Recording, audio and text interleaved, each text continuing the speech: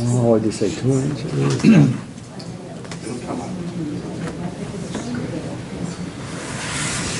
Some places they come up, you want to put some businesses, but never can get it.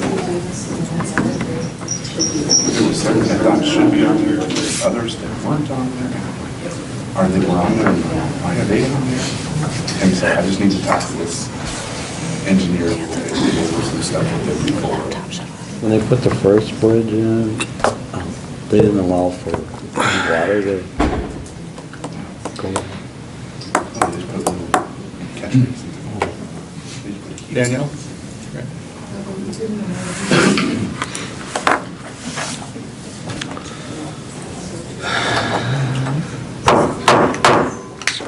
Time is 4:30 p.m. The Pelican Rapids City Council meeting on 11 October 2022 is called to order. I'd ask those in our audience here this evening, if you have not signed the clipboard by the back door, if you would do so before you leave, please. And if everyone would please put their cell phones on vibrate. Roll call members. Danielle? Councilmember Steve Strand. Here. Councilmember Kevin Ballard. Here. Councilmember Kurt Markgraf. Here. And Councilmember Steve Foster is here. He is here. And Mayor Brent Frazier. Here. Want to welcome each and every one of you to our council meeting this evening, those in our council chambers, those joining us by Zoom. Also remember, our city council meetings can be seen on the city's YouTube channel and also on channel 14 on Wednesday evening. I just have three announcements for the next couple of weeks. This week, October 9th through 15th is Fire Prevention Week, so if you see one of our volunteer firemen in the community, please give them a thank you for the service they do for our city and also the community and outlying area of Pelican Rapids. Next city council meeting is on October 25th at 4:30 p.m. here in the city council chambers. Also that evening, on October 25th at 5 p.m., there will be a public hearing regarding the potential sale of the senior citizen building. Any other announcements? Any other announcements? Hearing none, if you all please stand for the Pledge of Allegiance. I pledge allegiance to the flag of the United States of America and to the republic for which it stands, one nation, under God, indivisible, with liberty and justice for all. Thank you. Item number 2 is citizens' comments. Anyone here for citizens' comments other than what's on our agenda this evening?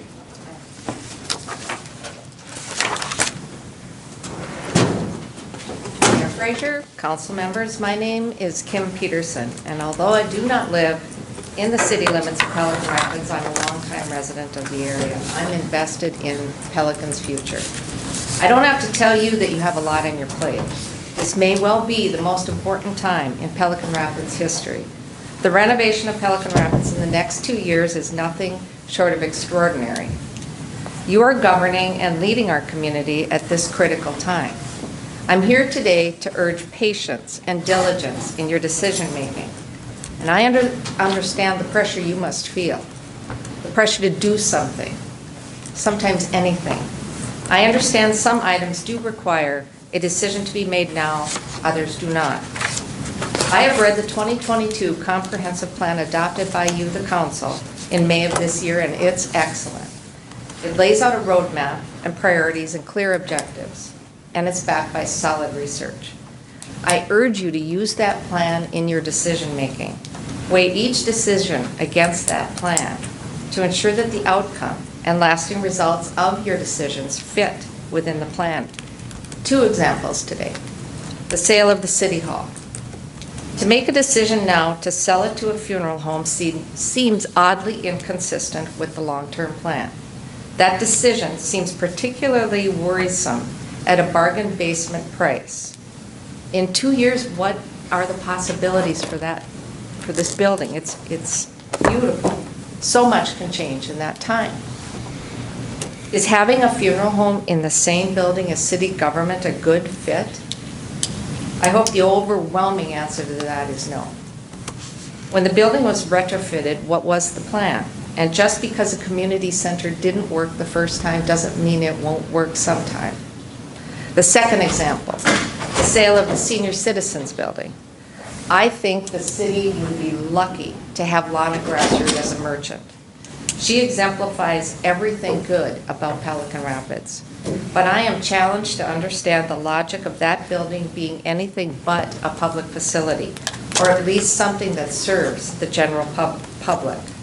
It is at a premium location on the river. It is in Veterans Park. Both regions were highlighted over and over in the comprehensive plan. I'm going to quote directly from that plan regarding Veterans Memorial Park. Future goals: trailhead of the Pelican Rapids to Perham Trail, bike repair station, bathrooms, signage, a memorial for veterans, and a river walk connection. That's the end of the quote. The location of the senior center building and the building itself seem to fit a larger public need. Citizens of Pelican, in the survey that was conducted for that comprehensive plan, responded that almost 70% wanted more restaurants. Just over 60% wanted shopping options, followed by attractions and activities at about 50%, and more public gathering spaces at nearly 30%. Those are the top 4 things that the city wanted. People who live here, people who pay taxes here. The plan also states that the land use goal number 1 is to support a mixtures of different land uses, but I emphasize, protect against incompatibilities and conflicting activities. I'm hard pressed to come up with more incompatibility than a funeral home and city government, although there is a little irony there, I must say. Or a building that prepares food and contains a laser cutting business. In summary, you have multiple plates in the air. I get it, everybody gets it. But I've always said reasonable people presented with the same information will come to the same conclusion. And that's why I'm having trouble getting on the same page with the City Council on these issues. I'm assuming it must be because I am void of information, void of fact, because I believe we're all reasonable people. So my message is this, and I know you agree with it. Pelican deserves our best thought leaders to dig in and do the heavy lifting. That's what hard decisions take. Decisions that will carry her forward through the next tumultuous years. Take a deep breath and take your time. Follow the plan. And thank you for all you do. Thank you. Anyone else for citizens' comments? Hearing none, item number 3. Wait a second here. Oh, Joe. Just wanted to maybe make a quick apology or a course of order. At the last meeting, I had thrown out a second proposal other than just the building use or facility use, and that was the idea of putting together a joint EDA, EDC, and Chamber of Commerce, along with other skilled people, into a coalition for economic development. And that got pushed off till this meeting, and it would maybe a point of order that I didn't email it in to get it on the agenda, so I apologize if that is the case. I thought if it was by acting mayor was pushed off to the next meeting, I thought it would have been already on there. So just want to make it official. I want to put that on there for the next meeting. So, okay. And I guess I think it's time to talk about some of these ideas, because I think just going multiple years further down the road with not having anybody driving the kind of economic development bus of our community is only going to, unfortunately, put us in a similar place or worse. So, all right, that's my statement. Thank you. Thank you very much. Appreciate it. Anyone else for citizens' comments? Anyone else? Seeing none, we'll move on. Item number 3, additions, deletions to the agenda. I have one deletion. Please delete item number 9, 2024 complete streets. Please delete item number 9, 2024 complete streets project. Any other additions or deletions? Any other additions or deletions? I'll move the agenda with the deletion. I'll second. We have a motion second. Discussion. Hearing none, all in favor signify by saying aye. Aye. Opposed the same. Motion carried. Item number 4 is approval of the consent agenda, which I'll read. Item number 4A is approval of council minutes from September 21st, 2022, and also September 27th, 2022. 4B is approval of accounts payable listing. 4C1 is the financial report, which is in your packet, and also 4C2, the police report, which is in your packet. Is there a motion to approve? So moved. Second. Motion second, discussion, discussion, discussion. Hearing none, all in favor, signify by saying aye. Aye. Opposed, the same, motion carried. I see no one here from the library board at this time. Let's jump down to item number 6, is Otter Tail Power 2024 Lighting Plan Agreement, which is in your packet. And we have Nate Colby here from Otter Tail Power Corporation. Nate? Good afternoon. Good afternoon. I believe last meeting, we actually went over the lighting plan. At that time, informed you that Otter Tail Power won't be moving forward until we get an assigned agreement in place. That's the engineering, that's ordering the materials. Once again, we encourage that be signed and executed this year, given the long lead times of the street lighting materials in the utility industry. So we can be ready come 2024 when MnDOT starts breaking ground and do the lighting project in conjunction with the roadway projects. So I believe that's why I'm here in front of you again this evening. Nate, there's 2 contracts here? That's correct. One is for all the decorative lighting and the other is for the aluminum alloy lighting. It's actually easier to break them out than it is to add, so. So if we approve this, can those 2 be approved in one motion? Correct. And if you notice that they actually don't go into effect until August 1st, 2024, so giving us time to be able to actually do the construction. As mentioned before, any of our lighting contracts are only binding for an actual year, so 12 total months. At that point in time, if you wanted to have a light removed or multiple lights removed, you are only obligated to supply us a 30-day notice. Okay. So up to that time, we could add or delete lights, which is in. Well, after they've been in service for 12 months, you can add more, delete more, however you want to do it, so. Can I ask a question? Right. So if there's some right now that maybe people don't think they need to be, say on 108 East, can they sign this contract, but even prior to that, say maybe we don't want those? Or do they have to be installed if they sign the contract? So they will, dealing with MnDOT is tricky. Okay? So in order to have an approved lightway, we can't cherry pick which lights to keep and which ones we don't. You either have to draw the line and say we're gonna end it all here, or we're gonna go out to the limits that we've established. Okay, once that's in play, we have to abide by MnDOT's permit. So it's not like you can say, well, at this intersection, we don't need 2 lights, we only want 1. Well, we'd be in violation of the MnDOT permit and not meeting their lighting standards if we remove one of those lights, for example. You can either do a hard stop and say, yeah, the 15 past this, we don't want, but you can't essentially cherry pick lights out of the thing. So I brought this up.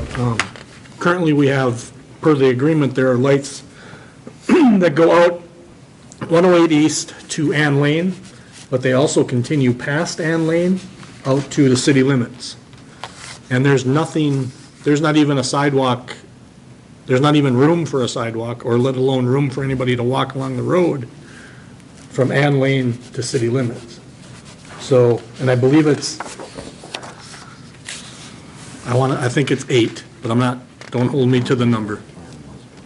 But I mean, I don't know that there is a need for those 8 lights, because there's nothing to light up except a road. That's, I don't know. Highway. That's just me. Highway 108. Correct. Yeah. But, I don't know, if that, Yeah, it looks like there's 4 on this particular print past Ann Lane. That would be just about to the intersection of Minnesota Street. Do you think there were some beyond that? Well, the city limits sign is like right up over the, Minnesota Street. is the city limits? Yes. I thought that was, Well, there, that road is township, but the highway land is city limits there. That road is still long. Minnesota Street. Yep. Yeah. So they just go up to that point and stop. And there's only on the south side of the road there, correct? yeah. Right. It appears that these are alternating. Oh, There's still, I mean, I don't think there's a lot of room out there, but that's, So, yeah, I guess it's actually 3 lights from the one directly across the intersection from Ann Lane. and I would recommend keeping that one just because that's, I mean, there's sidewalk terminates there, but. yeah. Yeah, that's where the sidewalk. But again, we're talking three, and so now we're 3 lights, 4 lights? Yeah.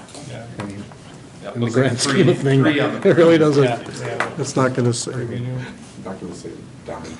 yeah. Yeah, and keep in mind, those are all the aluminum alloys, so you're not seeing a significant cost savings there either. Right. Disregard. Okay. Nate, I wasn't at the last council meeting. The wattage of these lights, the illumination, Yep. are there examples in other cities nearby what we would get? Yep. If you drive down Union Avenue in Fergus Falls, you'll see essentially the same product that you have here. So as soon as you cross the train tracks or the overpass on Union Avenue, you get a mix of aluminum alloys with LED 10s. As soon as you cross Lincoln, you get the Granville and Esplanade combo. So the Esplanades are on the intersection, all 30-foot ones that look like kind of a hanging acorn. And then the rest of the Granvilles are the post top, similar to what you used to have out here. And then it transitions again into an aluminum alloy south of the railroad tracks on Union. So they're all over. They're in front of the hospital down there too, on Vernon. 2 blocks of decorative post tops with aluminum alloys going basically all the way out to Highway 210. On the new Riverfront Plaza down there, they utilize all of our Granville lighting for phase 1 and will for phase 2 as well. So, Okay, thank you. yeah, been a lot of positive feedback on those lighting. I know what you have here is garbage, but that was, like I mentioned last time, that was a quick fix because we didn't have any of these offerings approved at that time, so. Okay, thank you. Yep. Council have any questions for Nate? So, and if, I mean, we do have time before this goes into effect, so essentially we have a whole nother year. If we feel the need to make adjustments to this, we can, but this at least gives Otter Tail some reassurance to go ahead and move forward with ordering the material. And if we end up saying like, oh, we have 10 extra poles, well, we'll likely use them on the next project, but we're talking likely over $1 million in this material here. So to have a contract in place, we really want to. The contract says it's for a year, so it terminates August 1, 2025, but MnDOT has told us that this will more than likely be a 2-year project, so. Right, so that means that after that point in time, if you read through the rest of the contract, you have to give 30 days notice to terminate. Otherwise, it's just a continuing rolling contract. Okay, just rolls over? Yeah. All right. It's our standard outdoor lighting services contract that we use for just about any street light you have in the town that we provide right now. Yep. Council, what's your decision? Well, we can't be without lights. I'll move we adopt both plans, I'll the second. decorative and the, We have a motion second, discussion? Discussion? Discussion? Hearing none, all in favor signify by saying aye. aye. Opposed, the same. Motion carried. Thank you, Council. Okay, thank you, Nate. Don Solga couldn't be here this evening, Nate, so if you have any questions, just contact him next week. Yeah, is he gonna be gone the rest of the week? He'll be back next week. Yeah. Okay. Okay, thank you, Thank Nate. you. Okay, let's move on to item number 7, is review semifinalists for city administrator position. We have Pat Melvin with us here this evening, and we have some material in our council packet So Pat, I'm gonna turn this over to you, and you just lead the way Okay, you want this to progress this evening. great, thank you. Good afternoon, Mayor, council members, staff, and the public. I'm Pat Melvin, I work with DDA Human Resources, and I'm working with the city on recruitment of the next city administrator. So that's basically what we're here to discuss this evening, in addition to obviously narrowing down our semifinalists to those that we will be inviting in for an interview. I'd also like to talk about how you would like that interview day to be scheduled. We've got some different options along those lines. So first part that I just want to give you kind of a quick summary. So we did advertise the city administrator position from August 17th through September 14th, which is kind of a standard period of time that we do for recruitments. We had it listed in a number of different places.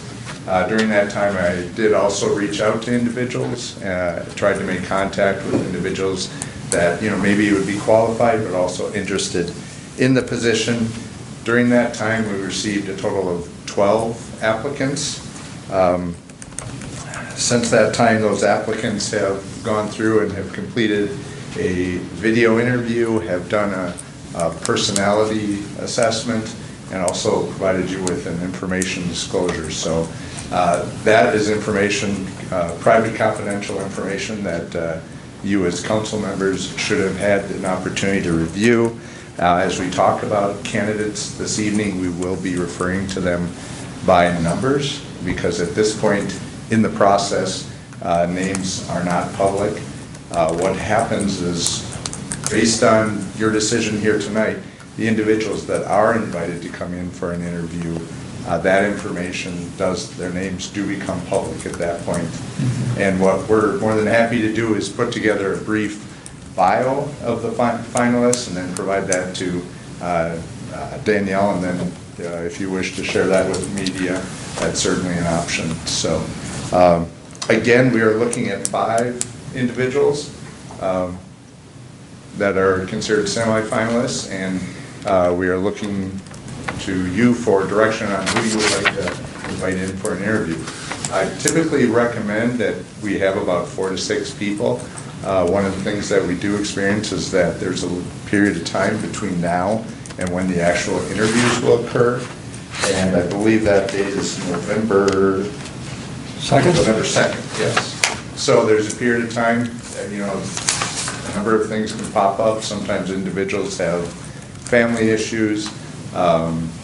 Sometimes these individuals have other applications out there, and so they'll take other jobs. So that's why I recommend that number of, from 4 to 6, just to make sure that we, at the end of the day, when November 2nd rolls around, we have a number of people coming in. So. Saying that, you said 4 to 6 candidates. We have 5, so we could potentially interview all 5? You certainly could, yes. Yep. And that's where I would just say, if you feel all those individuals could be your next city administrator, yes, I would certainly bring them all in. Obviously, they come from different places, and some have more of a challenge coming in for an interview. So, there's no need for you to bring someone in just because we have 5, but if you think all 5 of them are potential candidates, yes, I would bring them. Councilor Strang? Patrick, 10 candidates were invited to complete the video, but 5 withdrew. Is that a typical number? I was surprised. Yes, so I can break down, how those other individuals were. We actually had 3 of them that did not complete the material that we asked, and that's that video interview, that personality assessment, and that information disclosure. It does happen that, individuals put in an application, and then once they have to do some homework, there are individuals that simply don't get around to doing that. We did reach out to them with phone calls, and certainly if they would have gotten back to us and said, sorry, I just missed the deadline, but I'm still very interested, we certainly would have, held off.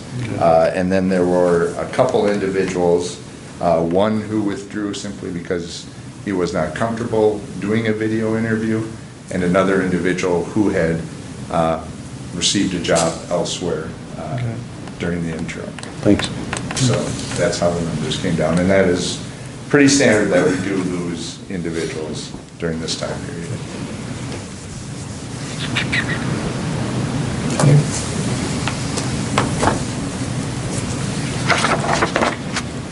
Anyone else have a question for Pat?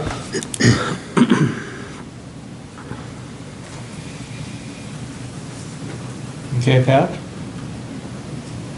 Would you like to make a motion on advance, inviting all 5 of the candidates in?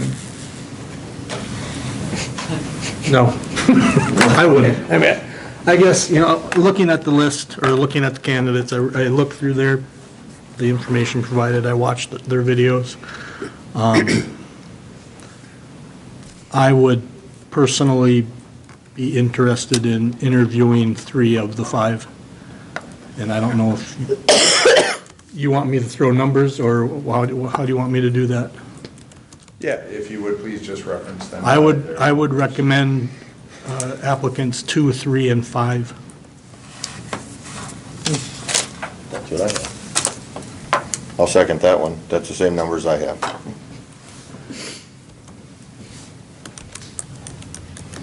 But I mean, that wasn't a motion, that was just an opinion. That wasn't an official second then. So we're comfortable just interviewing 3 of the 5? Yes. I'd be fine interviewing 4 of them. The one is pretty remote from here. Yes, there's one individual from Indiana. Yeah, so when we talk about that, then we're talking about one of the other bullet points of your discussion is paying for their trip here, correct? Yes, and there's no requirement that the city do that. Some communities do reimburse for some of the interview expenses. Obviously, right now, I think it's, the candidates are hard to come by, so, some candidates, if they're qualified, will take a look at, the challenges of getting here, if it's getting an airline ticket, taking time off. And so it can be used by a council or a board simply to strongly encourage that individual to come here and not withdraw. But there's no requirement, so it's really up to the council. Okay. If you wish to offer some reimbursement.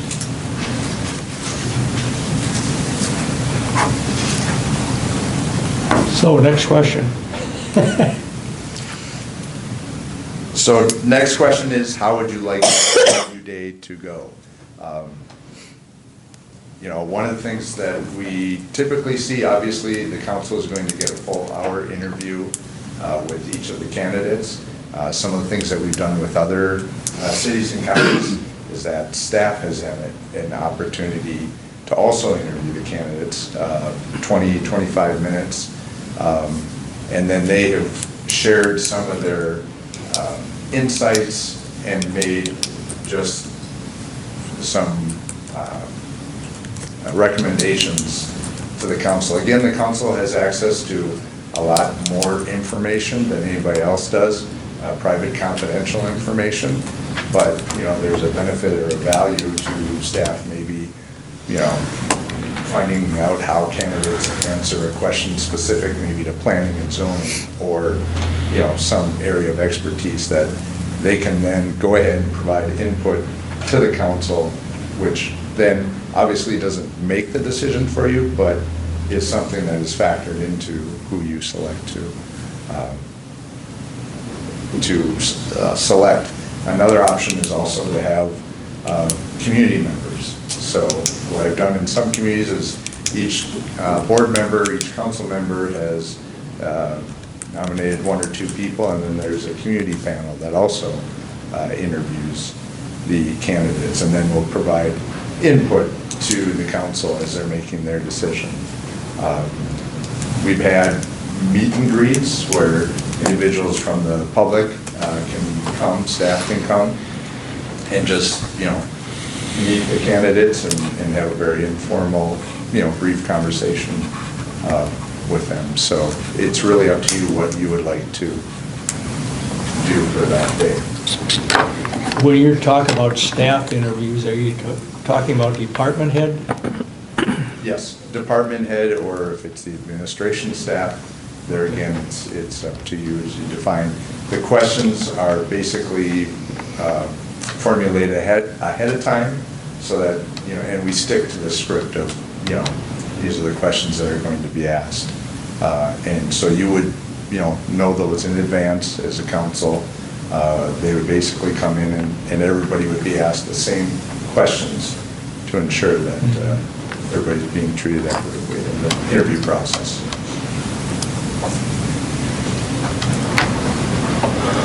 So do we need to first establish a number of applicants to interview, rather Yes. than Yeah. set, Either way, if you choose to establish the format of the day first, I'm going to find a way to make it all work. Typically what we do is, we've obviously had up to 6 interviews in some situations, so typically we have things going on simultaneously to get through all of that in the course of a day. And it does get to be pretty hectic and busy as they're going to different interviews. And it gets to be a long day for council members as well, especially if you're talking about 6. Having 3 is much more reasonable. well, you talked about a possibility of 4. Yeah. Well, I went through this and I thought, well, this will be an easy process and I'll take an hour and do it. And I started on it and I came back to it, spent 3 hours, and I got up the next morning and spent 3 more hours on it. And what I'd have thought was, we've got 5 strong candidates. Each one of them fills a different niche. Some of them, I think, would fit in and drive some of our projects across the line and get them done. We've got one that I think would be outstanding in some economic development. There's one in there that I think would be exceptional in personal or people handling skills there. And some of them have knowledge of this community, some of them don't, but the ones that do have niches that they would fill immensely better than some of the others. That some areas that I see as a weakness and some areas I see as a strength. So I scored it quite a bit differently than Kevin, but I had 2 top ones and 2 that I kind of even tie there. So Yeah, I saw each one of them brought something different to the table Yeah. than the other one. Some of them were real strong and Yeah. the position we're looking for, and others were not quite that strong. And we've talked a lot about economic development. We looked at hiring an economic development director. We haven't done that. We've got a couple of people there that have done some pretty good projects throughout their careers. And I think we really need to have a little discussion about where we want the city to go with these candidates and how they would fit in with that vision.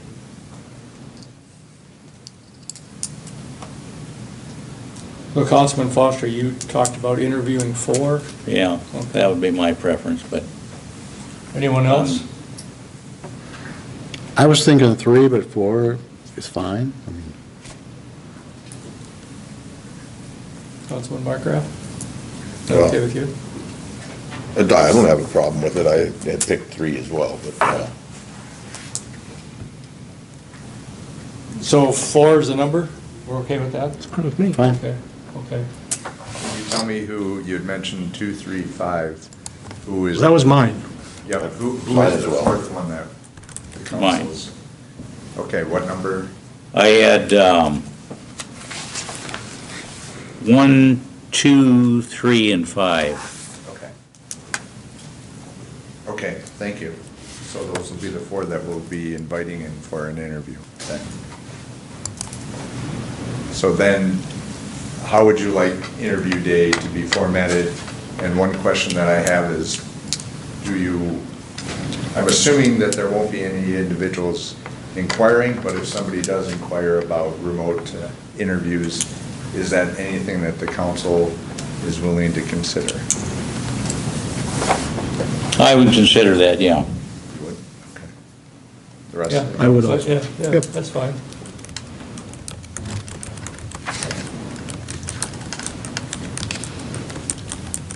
I think the question needs to be asked, are these choices acceptable to the rest of the council? I mean, 2 of us have spoken out and said what we picked.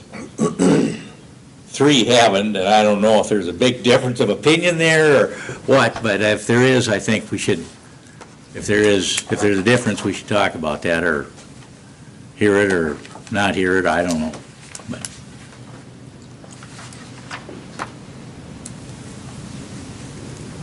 I'm not sure how you talk about it without revealing some information about, Numbers.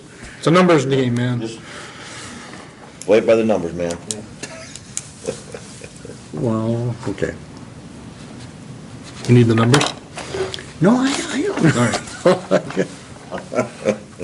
So 254? there is agreement, correct, across the council with 1, 2, 3, and 5? Is that something you want to vote on? Or there does seem to be agreement on. What was the number you just said? 1, 2, 3, and 5. Was that the feeling of the council? Well, that was my feeling on 1, 2, 3, 5. That'll work. I don't know what. And that works. I don't have a problem interviewing 1. Okay. And I already chose 2, 3, 5. so. I had a little difference. My top 3 were 4, 1, and 3. For the needs we need at this time. The projects we have underway, the experience. Would you like to share more about why you selected number 4, perhaps, with the council, and maybe?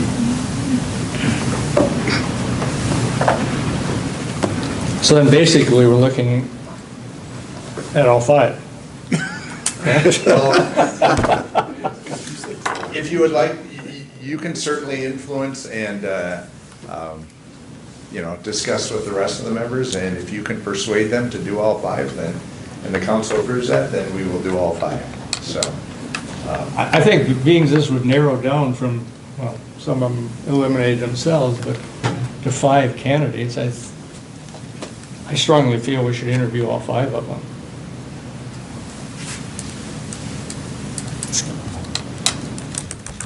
And there'll be takeaways, giveaways that during the interview that are different than watching them on a video. Number 1 is like way overqualified, like, Yeah, that's. I mean, really? Yeah. And my hesitance with number 1 is that we will be in the same boat not many years down the road. I agree with that. Yeah, I totally agree with that, Yes. but I think he's got the possibility of making some real economic changes here. And that's why I'm considering him. Experience. Wow. So with our sort of differences of opinion here, is it okay we move forward to interview all 5? In person or remote?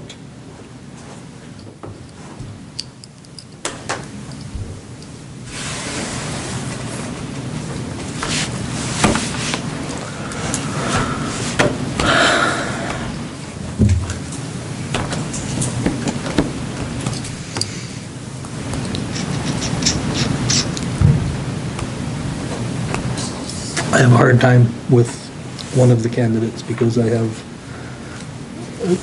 the work history. Well, it's difficult to talk about a few of them since Yeah. it would be a cat's out of the bag type of deal. I would stick with the 4, and I would be okay with the 4 that Steve Foster recommended. So you looking for a motion at this time? Yes, that. I'll make a motion. I'll second. Make the Okay, motion. what's the Okay, motion? my motion is that we interview Well, he already 1, said what 2, he 3, wanted. and 5. And we had a second. Yeah. Or a co-motion, one of the two. Discussion. Discussion. I feel that being as we're bringing it this far, why not interview the other person? That's my takeaway of this. Any more discussion? Hearing none, all in favor signify by saying aye. Aye. Opposed, the same. Motion carried. Thank you. So then the next item of discussion is the possibility of reimbursement. Is that anything that the council wishes to? Repeat that, Pat? Is the possibility of reimbursement to Oh. the candidates for any interview expenses? Again, there's nothing saying that you have to do it. That the remote concept could take place in this situation, correct? Yes, yes. If they're willing to participate. Correct. So we talk about reimbursement, we really have no idea of the number. Typically what, yeah, because I think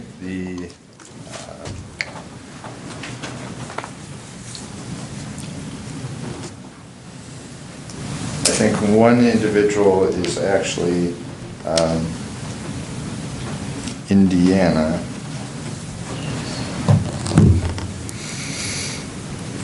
So, you know, what cities and counties have done in the past is they'll pay up to a certain dollar amount, and that will pay for a flight. If they're coming in, it'll pay for lodging for one evening, and possibly a rental car. Is it ever customary, since we discussed the video interview because of that distance, that we can leave it up to the candidate, should he want to appear in person? He's very welcome to. But if he doesn't want to spend the money, we'll interview him over social media, not social media, but whatever you call it. Yeah, no, I can certainly relay that instead of offering reimbursement, there's the option to interview remotely. Yes, Yeah. certainly. I would agree with I mean, I think I it should think be it's offered. kind of standard procedure that an entity like Pelican Rapids pick up that expense. I mean, I've been on interviews and they've picked up the expense when I've gone halfway across the country for an interview, so I think that's kind of expected there, that we should pick that up.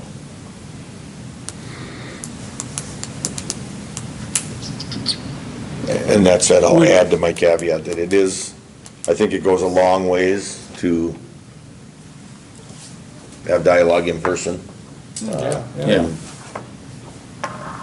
So I don't disagree with you. I was just Yep. stating options. But if we're gonna pick up expenses, we have to have it capped out at a certain point, I would expect, up to X amount of dollars. I mean, the sky's not the limit here. Right. Correct. Well, we're gonna pick up, a flight or a Yeah. rental car and a hotel room, that's,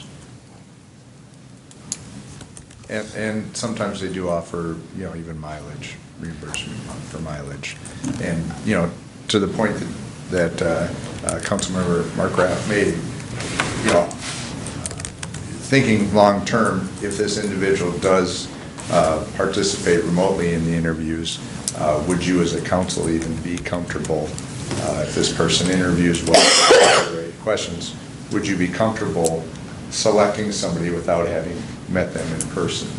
No. Just something to think about.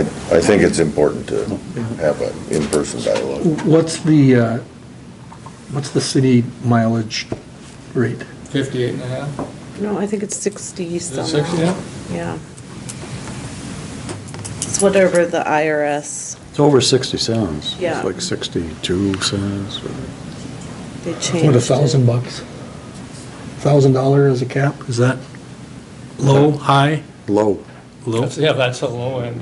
With flying these days on moment's notice flights, yeah, that's pretty low. $1,000 Been at least easy. half or more, 3/4 of that. I'm just in the process right now of working with a county, and they do have $1,000 cap.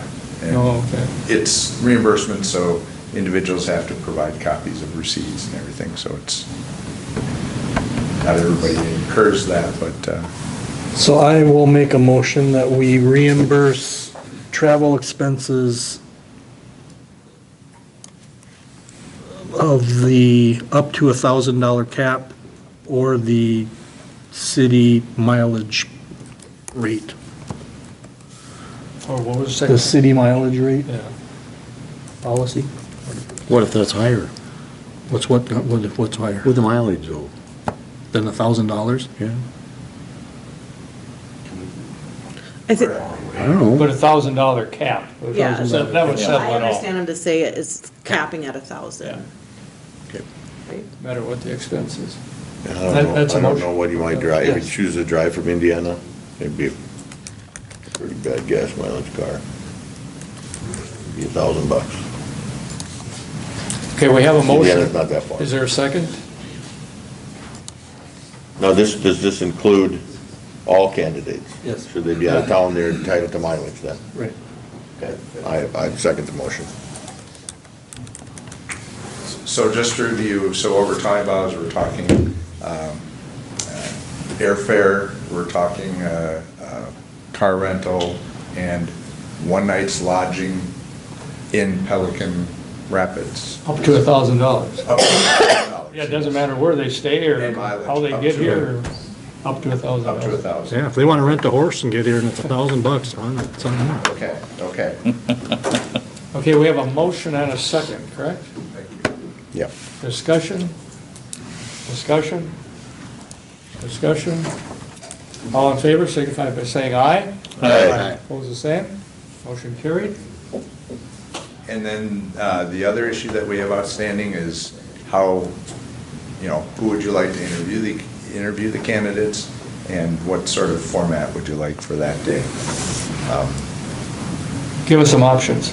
Option would be to just have the council conduct interviews, have council and department heads conduct interviews, have council and administration department staff.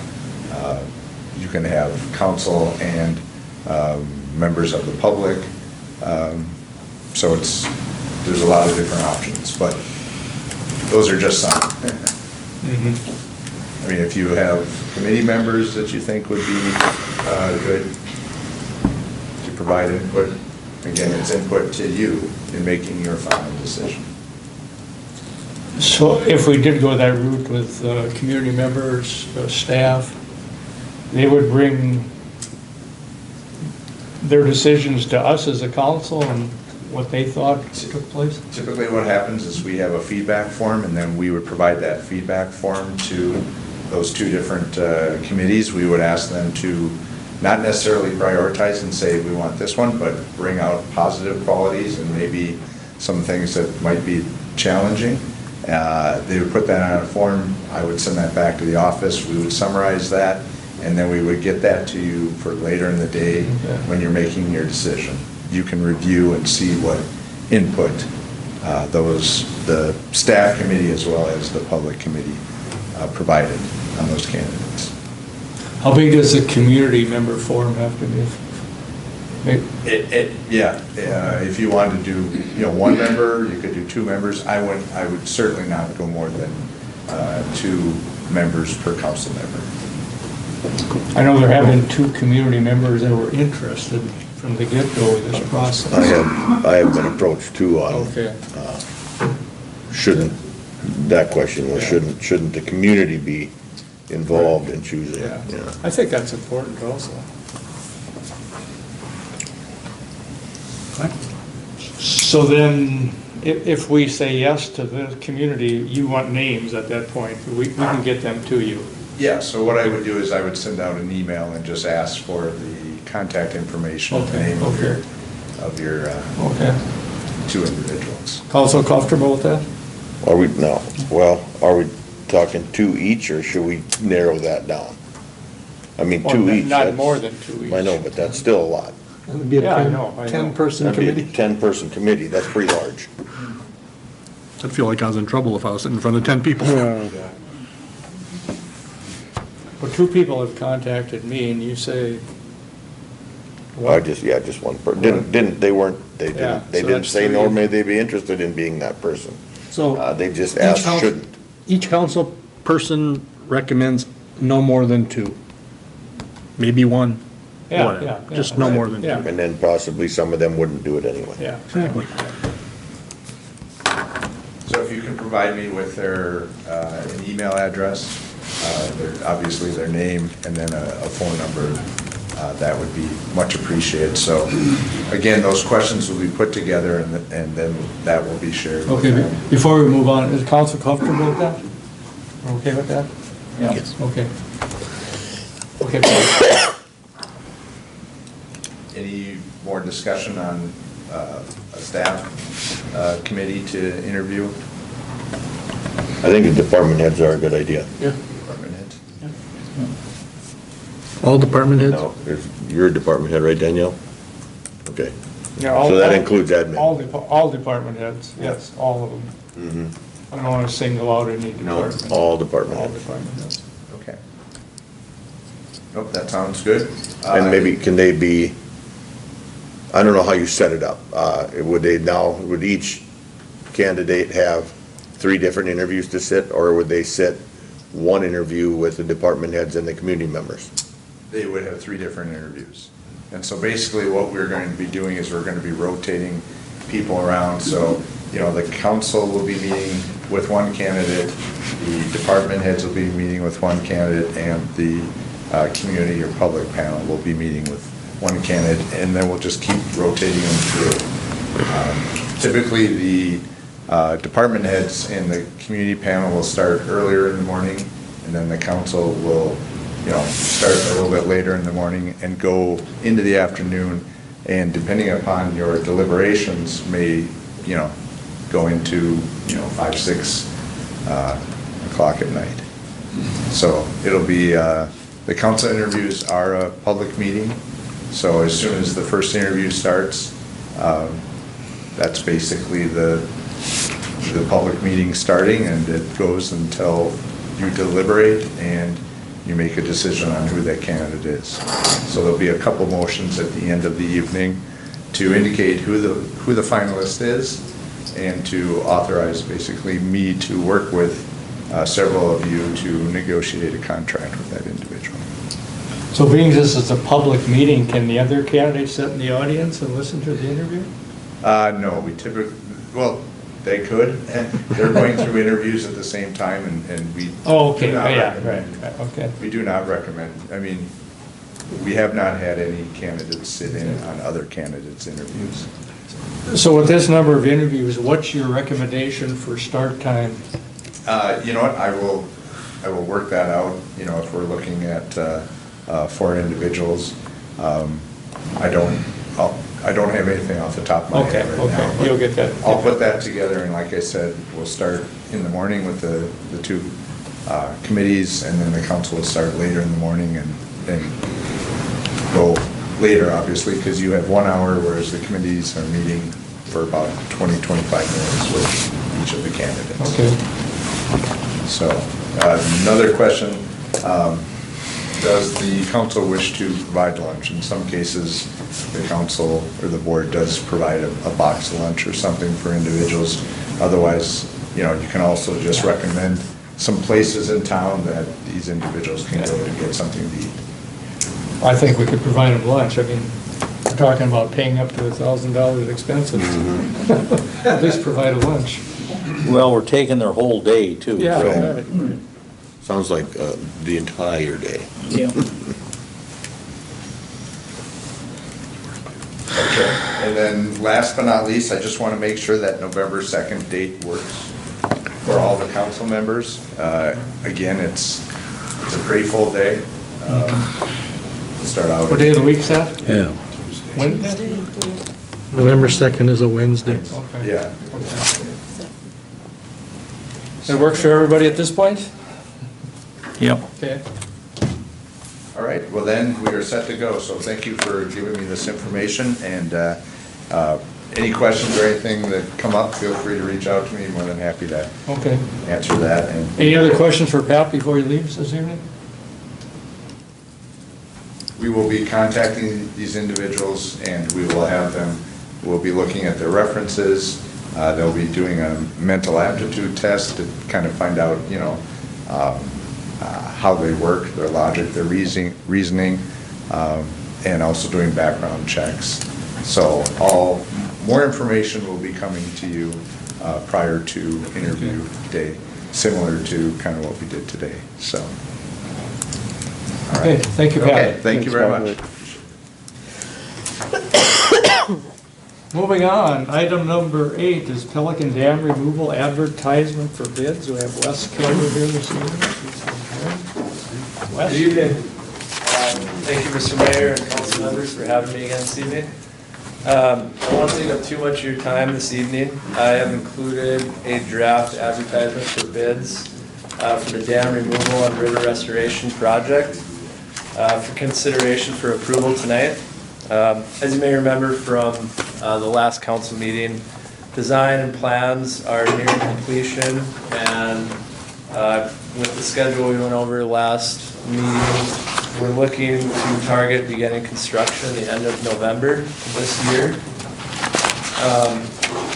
So with a motion to approve an advertisement for bids this evening, that would allow us to take this draft and address any concerns or comments you may have, get those addressed this week and over to the paper end of this week to get an advertisement published on October 17th, Thursday of next week.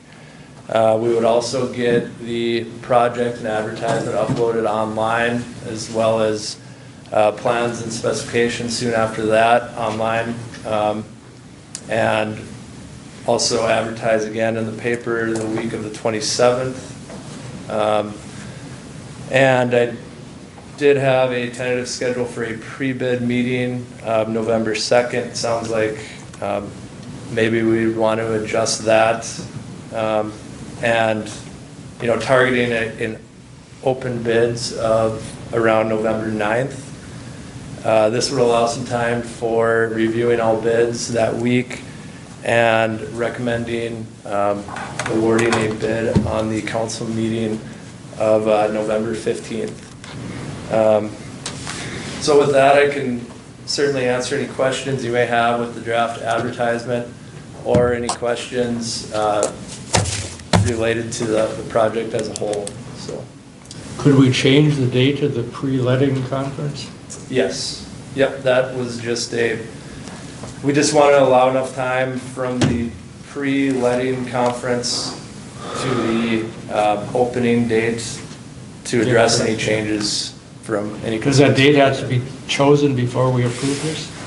No, we could certainly adjust that this week. Okay. We would just want to get everything Okay. set before we get it published in the paper, so. Superintendent Olson, do you have anything, comments regarding this?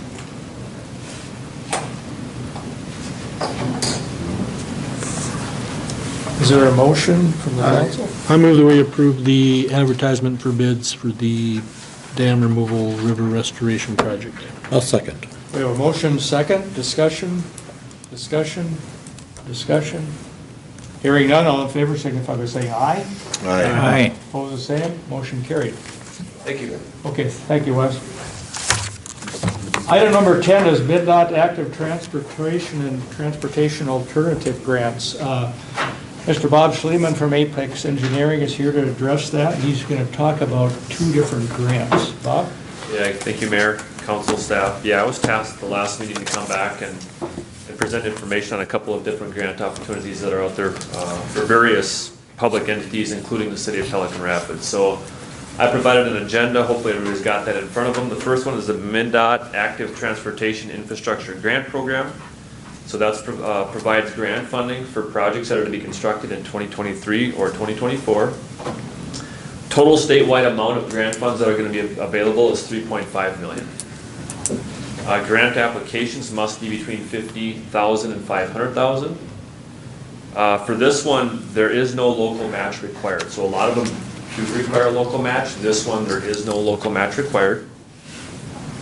So, and funds are intended to be used for either a standalone project is one option that you can apply for, or the second option is for a project that has already secured federal funds. So in the city of Pelican Rapids case, we're thinking that for the Trunk Highway 59 and 108 project, you've actually already secured federal funds in the form of a TA grant in the amount of $550,000. So your match is going to be required to be $110,000 for that TA grant. So you need to provide a 20% match for that. So you have basically an obligation of $110,000.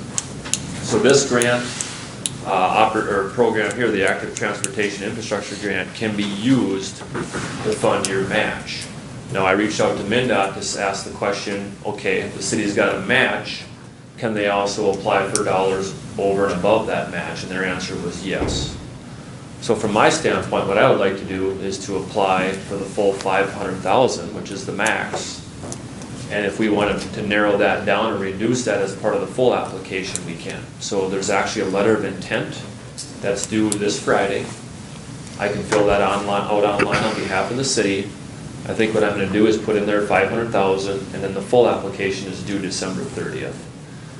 We can narrow that down or trim that down if we want to, or at that time, if we think the city's going to have $500,000 in additional costs, we'll submit a grant application in the amount of $500,000. And then the award letters are sent out on March 23rd is what they have for a timeline for this program. So I guess with that being said, I'm going to ask permission, and I think at the last council meeting, he pretty much gave me permission to move ahead and do what I need to do. But again, I'm going to ask permission from you folks to go ahead, fill out that letter of intent online on behalf of the city, work with city staff to get a full application completed. We are going to need a project sponsor. We are going to need a letter of support from MnDOT since these improvements are going to take place on MnDOT right away. We're going to have to pass some resolutions like we've done in the past. So this discussion is going to be continued at future council meetings, but the first step is to get that letter of intent in on October 14th. So you're looking for a motion to approve the letter of intent? Yeah, if you could, that'd be great. Yeah. I'll make that motion. I'll second. We have a motion second, discussion. Is this a pretty competitive grant? I'm assuming it's going to be competitive. Yeah. And again, only $3.5 million statewide. I'm assuming it's going to be very competitive. However, I think some positives in this case is we already have a project in place that MnDOT is spearheading. So whoever's reviewing this information knows the work that's going to get done. And second, you already have a federal grant that you've secured. I think those are good things to put you in a position to hopefully receive some more grant dollars from this program. Any more discussion? Hearing none, all in favor, signify by saying aye. Aye. Opposed, the same. Motion carried. Okay, the second program that I wanted to touch on is the Transportation Alternatives Grant Program. I already mentioned that the city already secured a $550,000 grant through that program for the 59 and 108 project. As Mr. Hollister had mentioned at the last council meeting, MnDOT is planning to actually reconstruct 59 from 5th Avenue South to I-94 in 2027. So what we'd like to do is again apply to the Transportation Alternatives Grant Program, which is federal funds. Some things that we've got in mind there are, as we discussed previously, adding a sidewalk on the west side of 59 from 5th to 10th. Another thing that we've discussed is trying to separate. Right now there's a trail on the east side of 59 from 5th south. You get down there where there's a portion of it in front of Southtown where it's actually that trail is combined with the frontage road. There's been a lot of discussion about trying to separate that trail from the frontage road so it's not part of it. I think that's another area we can apply for that TA grant. And then the third thing that comes to mind is, we reconstructed that trail on the east side, I think it was back in 2016 or 17, and it was reconstructed to the way it previously was, which was to an 8-foot wide width, I believe. With the Heart of the Lakes Trail taking place and being constructed, with what we're going to be doing on the Trunk Highway 59 and 108 corridors, I think it might be a good idea, and we don't have to decide today, but I think it might be a good idea to maybe try to reconstruct that trail to a 10-foot wide width, so it meets current standards, or the standards that we're going to be constructing the infrastructure to on the Trunk Highway 59 project, as well as the existing trail that was constructed as part of the Heart of the Lakes Trail south of this area. So again, we don't have to decide today, but those are 3 things that come to mind as far as what we can include in that grant application. So there is a letter of intent to do with that one as well. That one, I believe, is November 4th. The letter of intent is due. Again, I can fill that out online on behalf of the city. The full application isn't due until January 13th. So I think, again, if I can just get a motion, if the council's in favor of me moving ahead and working on that letter of intent, getting that submitted, and again, we're gonna need letters of support. We need a sponsor. The county needs to sponsor the city in this situation. We're gonna need a letter of support from MnDOT and things like that, so. I'll move we have Bob fill out this letter of intent for the Transportation Alternative Grant. I'll second. We have a motion and a second. Discussion? Discussion? Discussion? Hearing none, all in favor, signify by saying aye. Aye. Opposed, the same. Motion carried. Any other questions for me this evening? Any questions for Bob? No. All right, thank you very much for your time. Appreciate it. Thanks, Bob. Item number 11 is senior citizen discussion. We have members from Nutrition Services with us here this evening. And whoever would like to address the council, please come forward.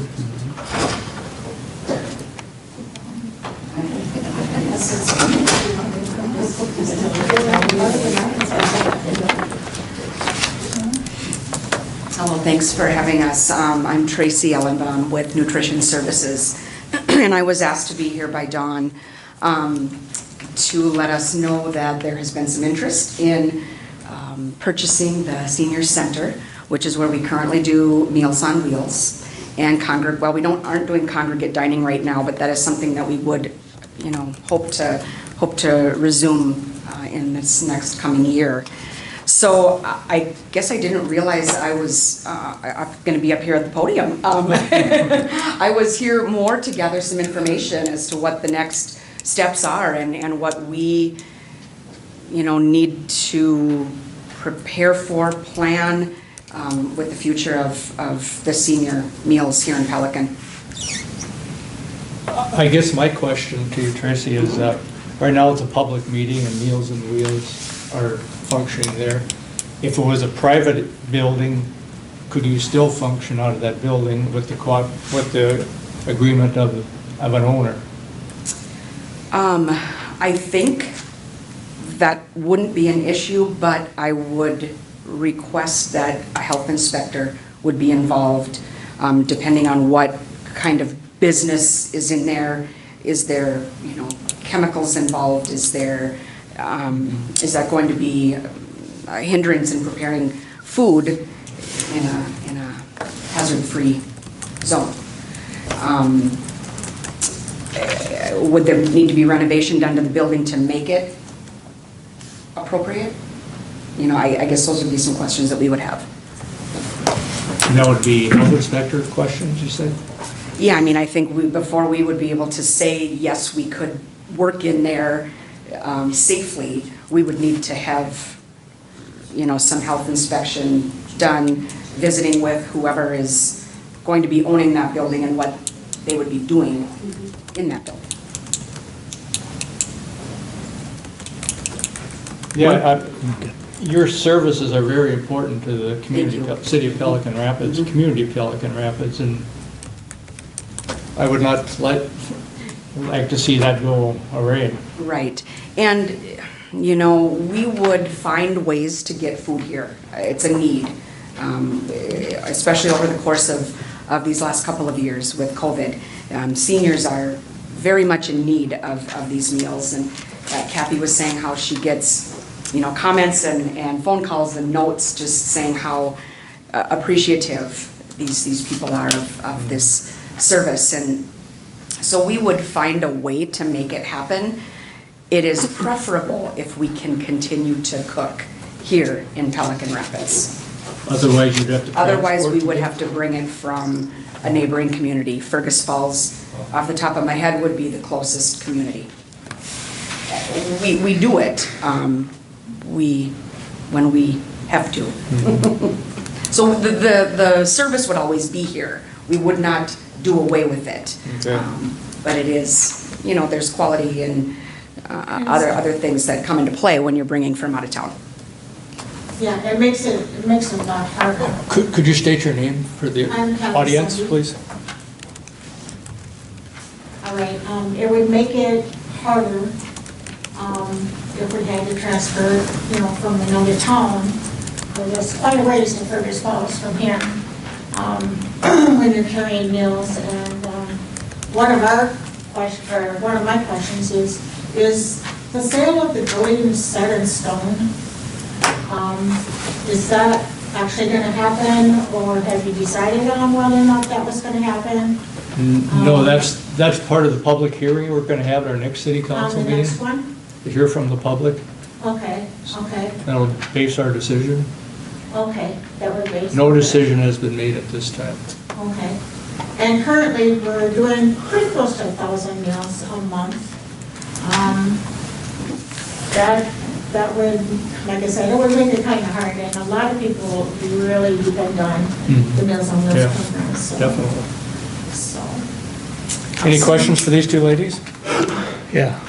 When was the last time, what do you call it, when they dine in?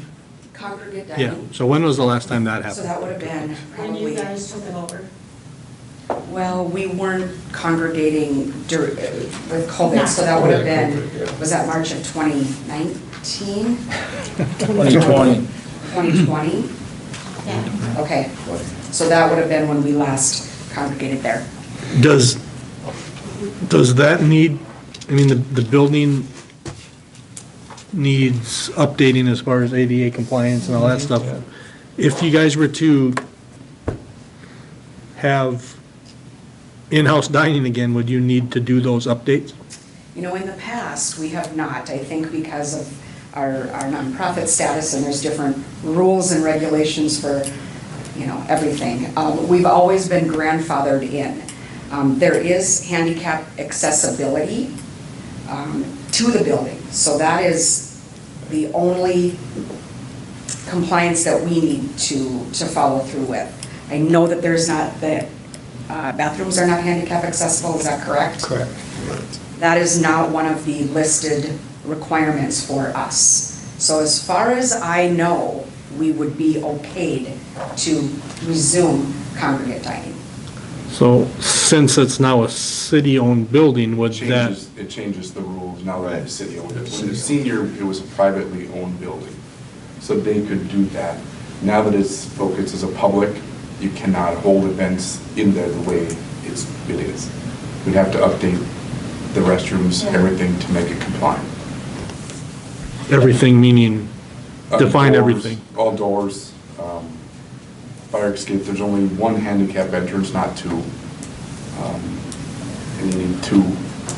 I have spoken with the BMW, and through the gaming program there, they would provide handicap accessible to another door in that building. They would, The problem is the other door's not wide enough. it's not wide enough? Okay. That's where we ran into trouble when we had our former building inspector there. It was quite clear that we got to stick some money into it in order for it to ever be opened back up to the public. It was quite a bit, when it was the bathrooms, the widening of the doors, something to do with the kitchen too, believe it or not. HVAC, kitchen. There was quite a list of things. And of course, we didn't get a cost on it, but as a city project, we all know what costs do. You get architects and engineers involved, so. So is there ever going to be an option of donating it back to a 501(c) program? Repeat that again, please. Is there a possibility that it could be donated back to a 501(c) program? So then the city wouldn't have all them extra demands, and the community could own it again? Is that could that ever be an option? I suppose it would be an option at this point. Well, so would it be an option for the city to donate non-compliant, or I don't know what word, but would we be able to do that? I don't know. Yeah, probably not. Probably not. Probably Just, not. what's that? Probably not. Not? Yeah. I would say no, but, Or like an Oaks program or anything like that? yeah. We could check on that. Yeah, we'd have to look into it. I doubt it. I doubt Kind it. of doubt it. I kind of doubt. Why would we want to get questions? Yeah, no, it's good though. Yeah. Well, I think it's a security thing, that otherwise cities would be dumping non-compliant buildings all the time. You know, I mean, So, and I brought this up at the last meeting, and I don't know if it's possible, I don't know if it's an option. Is it possible to work with the other facilities in town, like the nursing home or the other places, to cook the meals there? I mean, I don't know. I mean, I would hate to these ladies not have their jobs, but. Right, well, it's- but they would, I mean, adding another 1,000 meals a month, I would assume that they would need help, I mean, to do that. And, you know, we are a federally funded program. We can make a meal and get a meal out a lot cheaper doing it ourselves. With the cost of food and the cost of transportation and everything going up. Having a caterer really cuts into our budget for what we do as well. So that would be something that we could look at if we ran out of options. My first thought would be, where's another place in town that we could cook?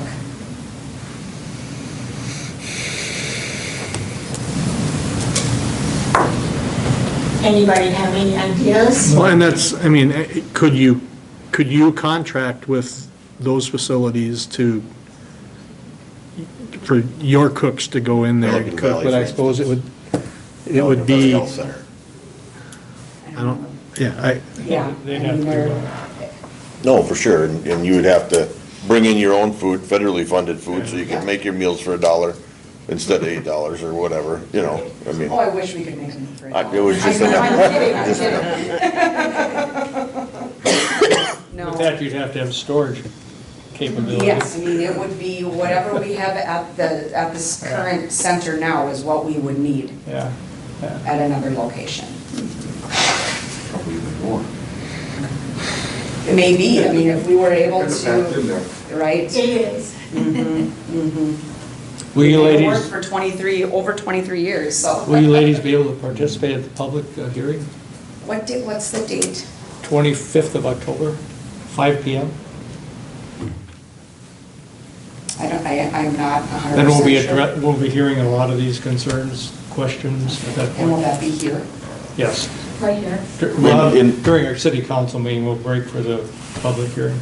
In the meantime, perhaps, and even if you can't attend, you could get a message to the mayor, to see if it would be possible for you to cohabitate a building with an industrial business, you know, Right. conjunctively.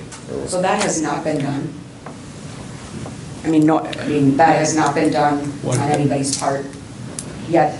No. Okay. No, Okay. nothing's I was- done. We wanted to check with you, the reason we asked you guys to come. Sure. We wanted to check with you before we lock, stock, and barrel moved forward with the plan I think we were all heading towards. That would be a perfect scenario, if it is doable. Right. I mean, I'm happy to call a health inspector tomorrow. Is that what you're asking? Yeah, why don't you do some I will do groundwork that. on that? Yeah, that'd be great.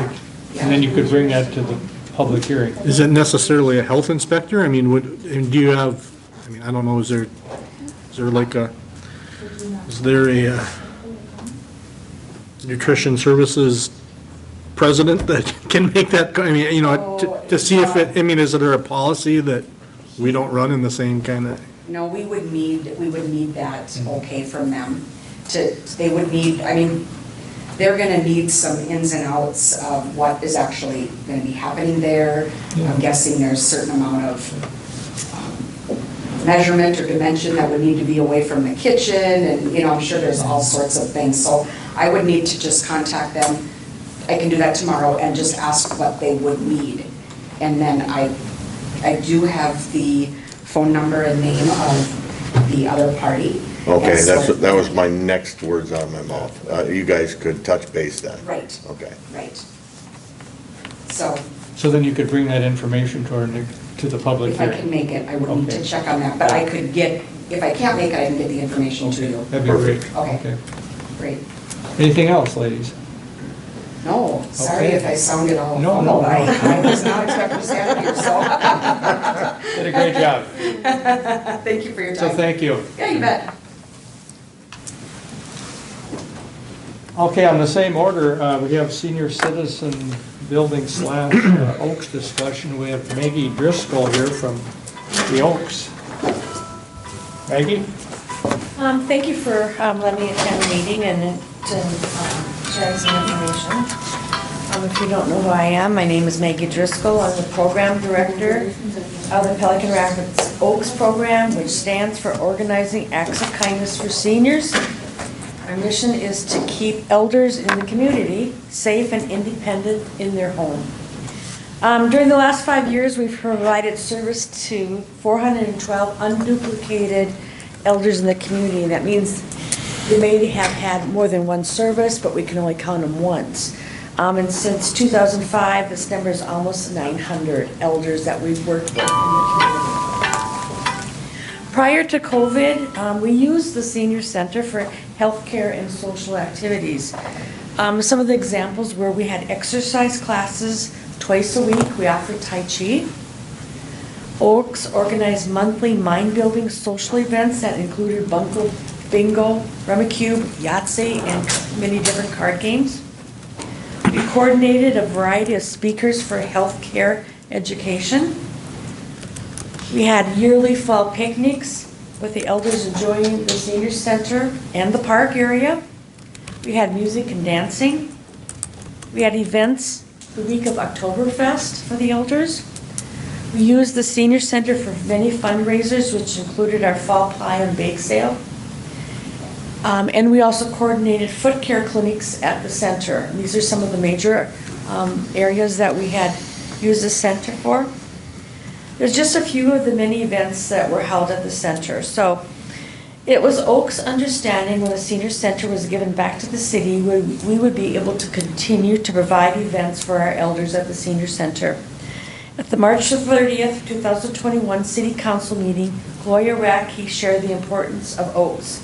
She described Oaks as the best asset Pelican Rapids had for the senior citizen population. Well, then COVID hit, and we had to suspend our activities at the senior center. Once we were given approval by the Minnesota Department of Human Services and the CDC, we could begin having our social events. But we were informed that the senior center was not available to us because the bathrooms were not up to code. So we have not been able to use the senior center. I'd like to share with you just the importance of keeping the building as a senior center or a community center. Senior centers have exciting events and activities for older adults to enjoy. While you may just see your loved one having fun, he or she also benefits from being surrounded by multiple sources of support that boost health and happiness. And here are a few reasons senior centers are important. They keep seniors engaged in the community. It's a place for them to go. Senior centers care about keeping seniors healthy. Services that have been offered at the center are exercise programs, like I said, health fairs, screenings, blood pressure checks, foot care, and other education. They provide nutritional services, both on-site dining or there's a delivery option. It's a place where mental engagement is encouraged, and seniors need challenges to keep the brain engaged. The mental stimulation and fun activities the centers provide can be wonderful for seniors with dementia. The center also allows older adults to connect with people and organizations that can help them. Senior centers foster a sense of community. They should never feel alone. So when your loved one visits a senior center, he or she may feel an instant sense of community. So please consider the benefits of this building for the elders in the community and the possibilities of other opportunities that could benefit many community members rather than just one business. Thank you. Thank you, Maggie. Thank you. Any questions for Maggie? Seeing none, thank you. Okay.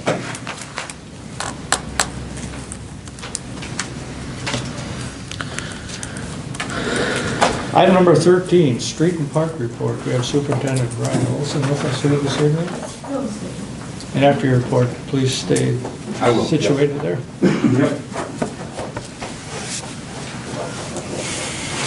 All right.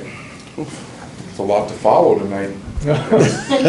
You're usually gone by I now. used to be at first, so I'm gone, yeah. On the streets ends of it, we had our semi-annual hydrant flushing that went really super good. It went fast, things seemed to clean out. We did run into probably the rustiest water we've ever had in the southeast section of town, which is majority of PVC, so it was really weird, but it cleaned out rather fast and kept moving.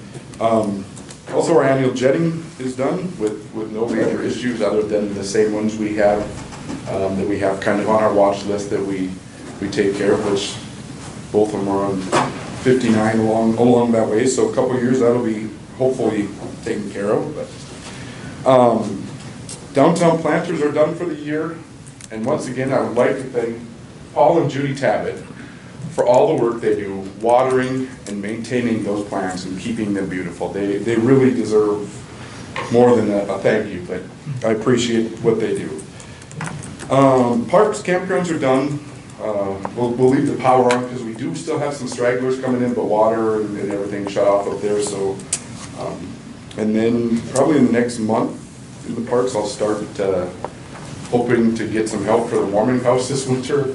Hoping if I start maybe a month earlier, we'll get some. But speaking of the warming house, that is something we're really going to have to look at with either partnering with the school or figuring something out. The one we have, kind of mentioned last month, is in disarray. So we'll have to keep that on burner. So any questions?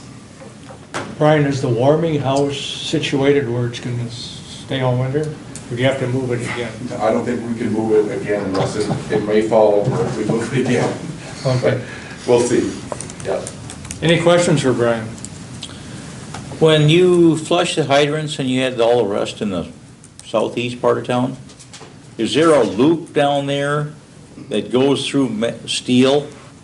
There is a little bit of cast iron left in that section, yes. First Street, where it all intersects, is still cast iron. So there, in the lead under Broadway is still, everything under Broadway is still cast iron. Okay, so that would be with the old pipe then, right? Yes, that would be the old cast iron pipe that is still in place there, yep. I was checking when you did this on Sunday. Oh.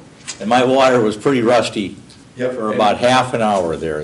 Yep, but the pipe out in front of your house is also old cast iron pipe, so. And if you turn your water on first, you get most of it. Lucky you. I always tell everybody, I'm like, don't hurry up and check your water, because if it's going by and you open, you're getting the rust. So that's good.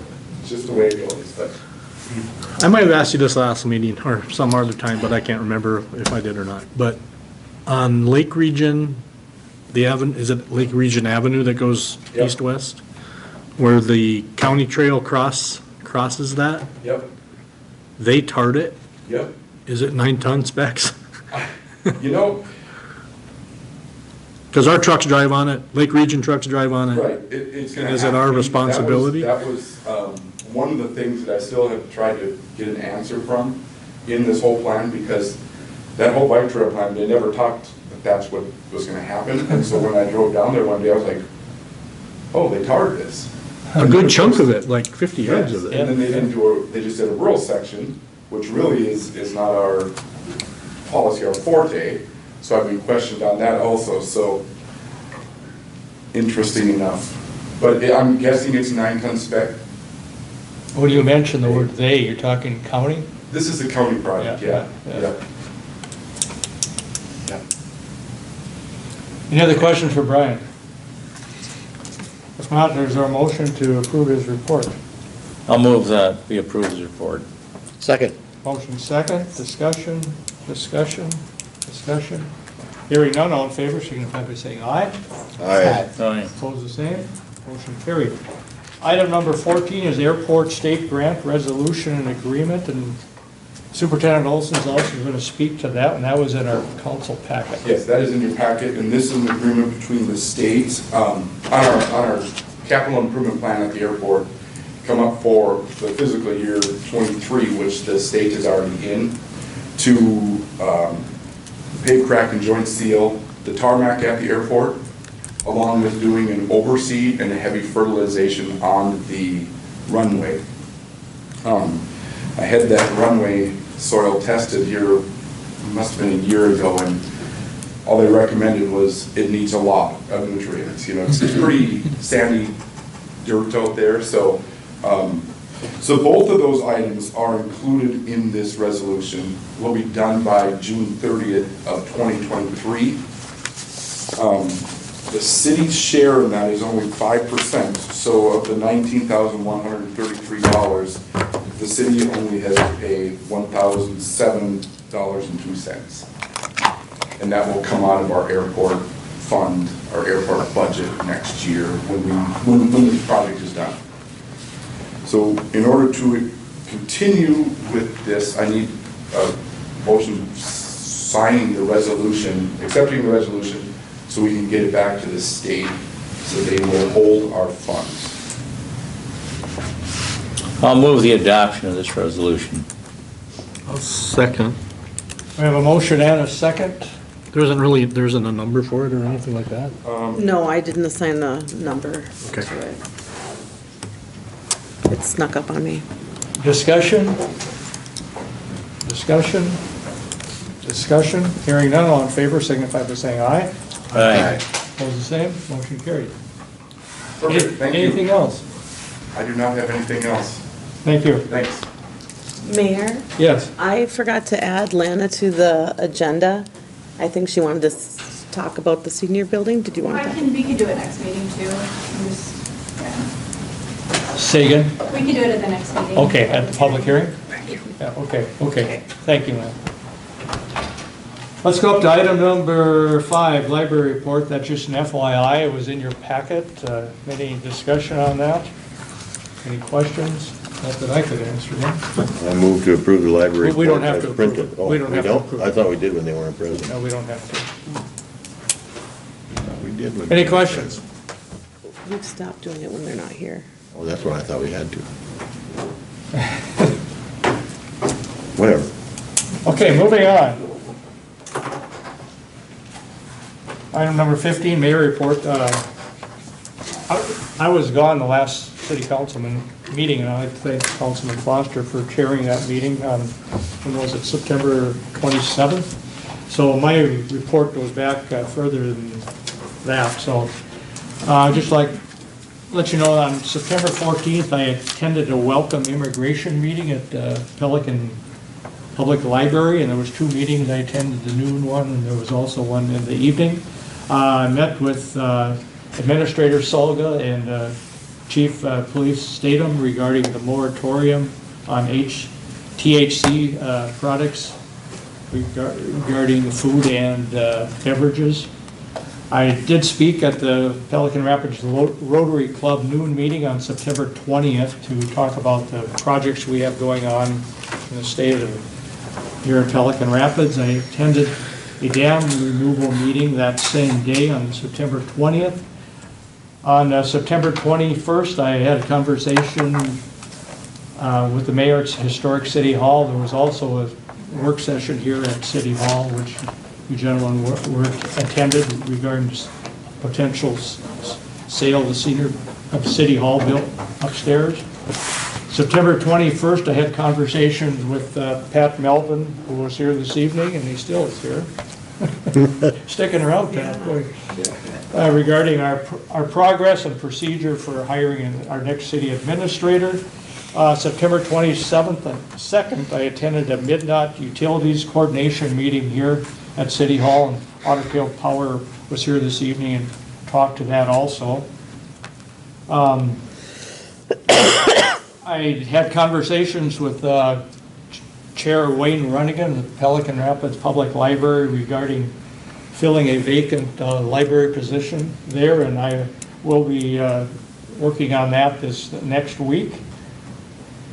On September 26th, I had a City Council meeting agenda with Councilman Foster and also Administrator Solga. October 10th, I met with Clerk Danielle regarding the agenda this evening. And then today, I attended the Otter Tail County Planning Commission meeting in Fergus Falls. There was two topics I was interested in, and one of them was Otter Tail County a proposed moratorium on THC foods and beverages, and they plan on having a public meeting on November 21st at 7 p.m. at the Government Services Building. You know, we passed that resolution regarding a moratorium here in Pelican Rapids, and the county is looking to do a county-wide moratorium at this point.